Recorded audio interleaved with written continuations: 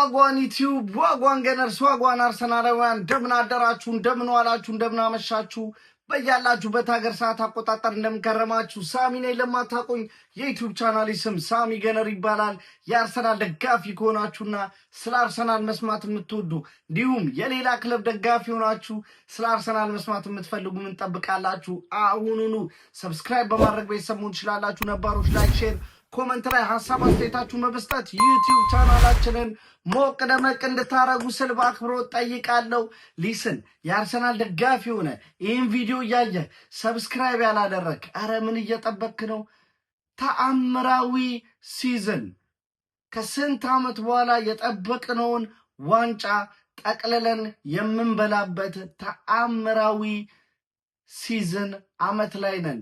ይህን ተአምራዊ ሲዝን አብረኸኝ አብረን ሰለብሬት እናረጋለን። ስለዚህ አሁኑኑ ሰብስክራይብ እያደረግ ተከተለኝ ስል በአክብሮት ጠይቃለሁ። ነባሮች ላይክ፣ ሼር እንደተለመደው ይደረግ። ይህንም ቪዲዮ ስትጀምሩ ላይክ አድርጋችሁ ጀምሩ። አርሰናል በካራባኦ ካፕ ሴሚፋይናል ሁለተኛ ዙር መርሃ ግብር የለንደን ተፎካካሪ እንበላቸው የለንደን ደርቢ ቲሙን ቸልሲን በኤምሬትስ ስቴዲየም አስተናግዶ 1-0 በሆነ ውጤት በማሸነፍ እንግዲህ ወደ ካራባኦ ካፕ ፋይናል ዌምብሌ ወደምናደርገው ጨዋታ ማለፋችንን አረጋግጠናል ማለት ነው። ሊስን ማለት ነው። እዚህ ጋር አንድ ነገር ያዙልኝ። ዛሬ ሊያም ሮዚኛ እጅግ በጣም የታክቲክ ሊቅ ነኝ ለማለት ሞከረ። ምክንያቱም የትላንትናው ቪዲዮ ላይ ነግሬያችኋለሁ። ይሄ ጨዋታ የመጀመሪያው ዙር ላይ መግደል የነበረብንን ጨዋታ ቻንስ ሰተናችኋል። ይሄ ጨዋታ ስታንፎርድ ብሪጅ ላይ 4-1 5-1 መጠናቀቅ የሚገባውን ጨዋታ 3-1 እያለን ማግባት የምንችላቸውን አጋጣሚዎች በመሳት እንግዲህ ከዛም በኋላ ተቀይሮ ገብቶ ገርናቾ ያው አንዷን ግብ የሚያስቆጠረው እሱ ነው። ሁለተኛዋን በመድገም የዛሬ ጨዋታ ላይ ተስፋ እንዲኖራቸው ያደረገበት ነገር አንስቼ ትላንትና ስናገር ነበር። ኤኒዌይስ እድል ሰጠናቸው፣ ነገር ግን ይጠቀሙታል አልፈለጉም ዛሬ። ምክንያቱም ደግሞ ስታርቲንግ ላይናፓቸውን ስመለከት ገና ነበረ ሳቅ የተናነቀኝ። ምክንያቱም ለማሸነፍ ነው ኤምሬትስ ስቴዲየም የመጡት። በ5 የመከላከል ክፍል ተጫዋቾች ጨዋታውን ለመጀመር ሊያም ሞከረ ማለት ነው። ከዛም ቁልፍ የሚባሉ ተጫዋቾች አልነበሩም። ኦኬ ስቴቫኦ ቤንች ላይ ነበረ። ነገር ግን ደግሞ እስከ ትላንትናው ምሽት ድረስ ዜና ላይ የሰማሁት ስቴቫኦ በፋሚሊ ሪዝን ምክንያት ብራዚል እንዳለ እዚህ ጨዋታ ላይ የመድረስ ቻንስ እንደሌለው ነበረ። ኮል ፓልመር ይገባል ብዬ ጠብቄ ነበር፣ አልገባም። ገርናቾም አልገባም። ሚድፊልድ ላይ ያሉ ተጫዋቾች ብዙ የክሬቲቭ ተጫዋቾች አልነበሩም። ሆልዲንግ ሚድፊልደሮች ነበሩ። ኦኬ ኢንትረስቲንግ። ሜቢ ሊያም ምንድነው ለማድረግ የሞከረው ተከላክሎ የተወሰነ ብሬክ ካገኘ። ነገር ግን አዘ ሴም ታይም ደግሞ አርሰናል የሚመራበትን ኦልሬዲ እየመራ የጨዋታው አድቫንቴጅ በራሳችን ሳይድ ስለነበረ በጣም ለማግባት መስገብገብ አይጠበቅብንም ነበረ። ፕራግማቲክ እየሆነን የተጋጣሚው ቲም ሪያክት በሚያደርግበት መንገዱ ሪያክት ለማድረግ የምንቸገርበት ምንም አይነት አማራጭ ስለነበረን ያን ያህል ለእኛ ከባድ አልነበረም። ጨዋታው ጀመረ። እጅግ በጣም ጠብቄ ነበረ ኢንትረስቲንግ ጨዋታ እንመለከታለን ብዬ። ምክንያቱም ደግሞ ቸልሲ ለማጥቃትና ውጤት ይዞ በወኔ ይጫወታል ብዬ አስቤ ነበር። ነገር ግን ሊስን አንድ ጨዋታ ላስታውሳችሁ። እሱም የፕሪሚየር ሊጉ የመጀመሪያ ግንኙነታችን፣ ያው ሁለተኛውን ገና አልተገናኘንም። ነገር ግን በስታንፎርድ ብሪጅ የተደረገው የመጀመሪያ ዙር የፕሪሚየር ሊግ መርሃ ግብር ነበረ። ካይሴዶ በቀይ የወጣበት፣ ከዛም ቸልሲ 1-1 የተለያየንበት፣ ሜሪኖ በነሱ በኩል ደግሞ ቻሎባ ያስቆጠረው ጎል 1-1 የተለያየንበት መርሃ ግብር ነበር። እዛ ጨዋታ ላይ ፋይት አሳይተዋል። ፌር ኢነፍ። ነገር ግን ኤኒ ቲም እንደ ማንኛውም የፕሪሚየር ሊግ ቲም ከአርሰናል ጋር አቻ ሲለያዩ አርሰናልን ሲያሸንፉ እጅግ በጣም ኦቨር ሪያክት አደረጉት። ቸልሲ ታይትል ኮንተንዴር ነው። ቸልሲ ለዋንጫ መፎካከር የሚችል ጠንካራ ስኳድ ያለው የስኳድ ዴብዙ በወጣቶች ተጫዋች የተሞላ ነው ተባለ። ስለነሱ ዲስኩር ሰማን። አቻ ለአቻ 10 ተጫዋች በ10 ተጫዋች እንግዲህ አቻ መውጣትን እጅግ በጣም የዓለም የመጨረሻው ነገር አደረጉት። ነገር ግን ሊስን ከ3 ቀን በኋላ 3 ቀን ራሱ ወስዷል። በሜዳቸው ስታንፎርድ ብሪጅ በፕሪሚየር ሊግ ሊድስ ዩናይትድ ዊች ኢዝ ላስታውሰ በሜዳቸው 4-0 የረመረምናቸው ሊድስ ዩናይትድ በስታንፎርድ ብሪጅ ቸልሲን 3-1 ረመረሙት። ስለዚህ ቸልሲ ኤምሬትስ ስቴዲየም መጥቶ አሸንፎን ወደ ፋይናል ስቴጅ ያልፋል የሚል በፍጹም ቅንጣት የምታክል ፍራቻ አልነበረኝም። ላይናፑንም ስመለከት ኦፍኮርስ ኢዝ ፋኪንግ ቸልሲ። ግን ሊያም የሚባለው አሰልጣኝ የተወሰነ ከሱ ጋር የተወሰነ ኤክስፔክት አድርጌ ነበር እዚህ ጨዋታ ላይ።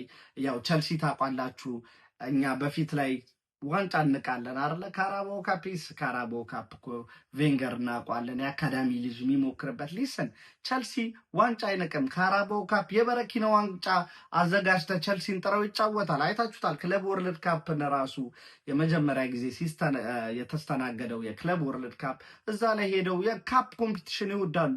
ምንም ነገር ካፕ ላይ ወሰዷቸው።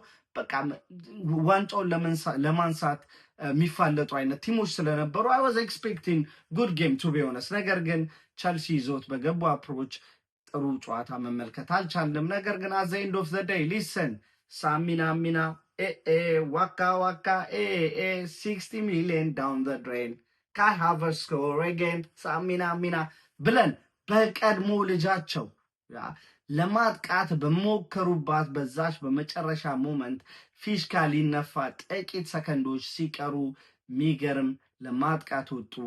ኦፍኮርስ ብሬክ አደረግናቸው። ካይ ሃቨርትዝ የቀድሞ ቲሙ ላይ ግብ አስቆጠረ። ከዛም ኦፍኮርስ ሰለብሬት አደረገው። ኦፍኮርስ እንደምፈልገው እንዲሁም እኔ የምፈልገው የነበረው ይህን ሰለብሬሽን ነበረ። ነገር ግን ማሊያውን ባጁን የሳመው ዊች ኢዝ ፌር እጅግ በጣም አሪፍ። ሮዚኛ ለዚህ ጨዋታ ይዞት የገባው ታክቲክ እጅግ በጣም ገራሚ ነበር። ቢሰራለት ምናልባትም ያቆለጳጵሱት ነበር የታክቲካል ማጂሽያን ምናምን ብለው። ምክንያቱም የማጥቃት ክፍል ተጫዋቾቹን እስከ 60ኛው ደቂቃ ከ60ኛው ደቂቃ በኋላ ያለውን 30 ደቂቃ ብቻ ነው ለማጥቃት የፈለገው። ምክንያቱም ከዛ በኋላ ያደረጋቸው ቅያሬ ኮል ፓልመር ገባ፣ ገርናቾ ገባ፣ ስቴቫኦ ገባ። ነገር ግን ሊስን ስቴቫኦ ከሄንካፔ አላለፈም። ኮል ፓልመር አሪፍ ቅጣት ምት አግኝቶ ነበር፣ እሱም ከሰራነው ጎል አላለፈም። ገርናቾ ፋኪንግ ገርናቾ ኦልሬዲ ዊ ጌቭ ዩ ዩር ታይም። በቃ አሪፍ ጊዜ ሰጠን እኮ ምንም ማድረግ እንኳን ባትችል ለምንም የማይበቃ ነገር ቢሆንም 2 ጎል ስታንፎርድ ብሪጅ ላይ አስቆጠርክ። በቃ ያውላ የማይገባ ቻንስ ሰተነ አስቆጥረሃል፣ ይበቃል። ነገር ግን ሊስን ኢሴ ፋኪን ለፋይናል የማለፍ የሴሚ ፋይናል ግጥሚያ ነው። ሊያውም ኤምሬትስ ስቴዲየም ላይ እንደ ጠበቅኩት ሰጠት አድርገናት። እውነት ለመናገር እንዲሁም ሊያም ሮዚኛ ይዞት ከገባው ታክቲክ አንጻር ከማች በኋላ የሰጠው አስተያየት ላይ አትሊስት አቻ ውጤት ይገባን ነበር የሚል ፈኒዮን ነበረ። እስቲል አቻ ቢወጡም መውደቃቸው አይቀርም ነበርና እስቲል እዚህ ጨዋታ ላይ አቻ ይገባን ነበር ብሎ አስተያየት እንዲሰጥ ተሳስቶም ቢሆን ፈልጌ ነበር። ያው ፕሪሚየር ሊግ ላይ ታውቃላችሁ 1 ነጥብም ስለምታገኙበት አትሊስት ላደረግነው ፋይት 1 ነጥብ ይገባን ነበር ምናምን ብለው በብዛት አሰልጣኞች የተሸነፉ አሰልጣኞች ጥሩ የተጫወቱ ጥሩ የተጫወቱ ኖት ላይክ በ5 ባክ የተጫወቱ አሰልጣኞች ኤኒዌይስ እንደዛ ጠብቄ ነበር። ነገር ግን እኛ ቀለል ያለ መርሃ ግብር ነበረችን። እሷን ፕራግማቲክ በሆነ አፕሮች ቀርበን ሊድስ ዩናይትድ ላይ ከነበረው ለየት ያለ አቀራረብ ነበር። ኦፍኮርስ ምክንያቱም እዚህ ጨዋታ ላይ ምንም ረሽ የሚያደርገን ነገር የለም። ከፈለጉ መጥቶ ያጥቁ፣ ከዛ ዊል ፓኒሽ ዘም። የተወሰኑ አጋጣሚዎች ነበሩን፣ ብሬክ አድርገን ማርቲኔሊ ግን ማስቆጠር የሚችልበት ካልቻለም ያችን ኳስ ለቪክቶር ኮሬዝ ማቀበል የሚችልበት አጋጣሚ ነበር፣ አልጠቀምንበትም። ያን ያህል ብዙ ሹቶን ታርጌቶች የነበሩት ጨዋታ አልነበረም። አዎ ኬፓ አሪዛባላጋ አንድ ሁለት ቀለል ያሉ ሾቶች ከፔናልቲ ቦክስ ውጭ ተሞክረውበት ሳይቸገር አድኗቸዋል። ጥሩ የሚባል ፋይት ነበረው። ያን ያህል ሃይ ኢንተንስ የነበረው ጨዋታ ባይሆንም ማለት ነው። ነገር ግን ሊስን የትንፍጩ ድቆይትን አምጪው ነው። ከሚፈጨው በላይ ፈጭተን በአግሪጌት ውጤት 4-2 የለንደን ደርቢ ተጋጣሚያችንን ቸልሲን ከሰሚፋይናል አባረን ለፋይናሉ ጨዋታ በዌምብሌ ለሚደረገው ከሁለት ቲሞች አሸናፊ ሞር ላይክሊ ኢዝ ጎና ቢ ማንቸስተር ሲቲ። ምክንያቱም የመጀመሪያውን ዙር ጨዋታ በሴንት ጄምስ ፓርክ ኒውካስትልን 2-0 አስተናግዶ ስላሸነፈ ማለት ነው።